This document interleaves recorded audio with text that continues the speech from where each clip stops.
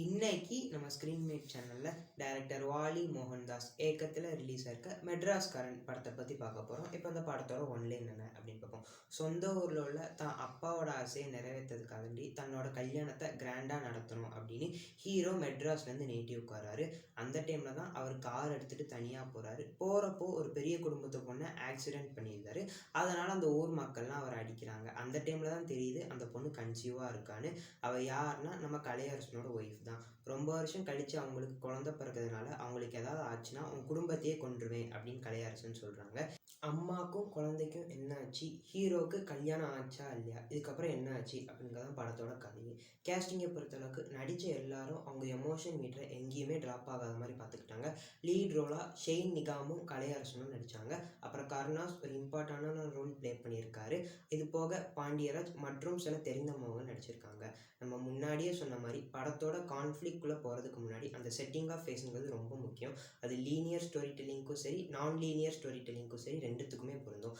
ஆனால் சில படங்களில் படத்தோட ஸ்டார்டிங்லேயே கான்ஃப்ளிக்ட்குள்ளே போயிடுவாங்க. எக்ஸாம்பிளுக்கு வடச்சென்னையில் ஸ்டார்டிங்கே ராஜனை கொலை பண்ணுறதை காமிச்சிருவாங்க.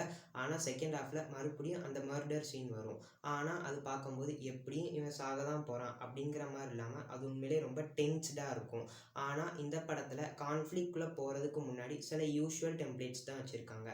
படம் பார்க்கும்போது ஷெயின் நிகாம் கேரக்டரை தவிர கருணாஸ், கலையரசன் இவங்க கேரக்டர் உட்பட வேறு எந்த கேரக்டருமே முழுமை அடையலை. படத்தோட செகண்ட் ஹாஃபில் பிரச்சனைக்கு இவன் தான் காரணம் ஒருத்தனை நோக்கி கதை நகருது. அப்புறம் அவனும் இல்லை இன்னொருத்தையும் சொல்லி அவனை நோக்கி கதை நகருது. அப்புறம் கிளைமேக்ஸில் இவனும் இல்லைன்னு வேற ஒரு ரீசனை சொல்லி படத்தை முடிக்கிறாங்க. ஸோ இந்த உண்மையை தேடி அவங்க ட்ராக் பண்ணி போகிற சீன்ஸ்லாம் உண்மையிலே ரொம்ப சூப்பராக இருந்துச்சு. ஆனால் எண்டிங்கில் அவங்க கொடுத்த ரீசன் தான் அந்த அளவுக்கு சாட்டிஸ்ஃபைங்காக இல்லை. மியூசிக்கை பொறுத்தளவுக்கு சாம் சிஎஸ் பேக்ரவுண்ட் ஸ்கோர் உண்மையிலே ரொம்ப சூப்பராக இருந்துச்சு. இப்போ ரீசெண்டாக பார்த்த ஒரு நல்ல இன்டர்வல் பிளாக்காகவும் இருந்துச்சு. அது நார்மலாக ஹீரோ உட்காந்து அழுகிற சீன் தான்.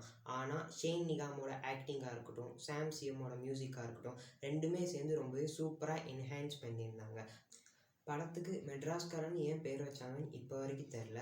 அந்த தேவையில்லாத செட்டிங் ஆஃப் ஃபேஸில் கூட தேவையே இல்லாமல் இணைக்கப்பட்டது தான் ஹீரோயினும் அந்த ரெண்டு பாட்டும். அந்த ஆக்சிடெண்ட்டுக்கு அப்புறமே கதை உண்மையிலே சூடு பிடிக்க ஆரம்பிச்சிருச்சு. யதார்த்தங்களுக்கு நெருக்கமாக இருந்துச்சு. ஆனால் ஸ்க்ரீன் பிளே அந்தளவுக்கு கிரிப்பிங்காக இல்லாதனால ரொம்பவே சூப்பராக வந்திருக்க வேண்டிய படம் ஒரு அபவ் ஆவரேஜ் படமாக மாறிடுச்சு.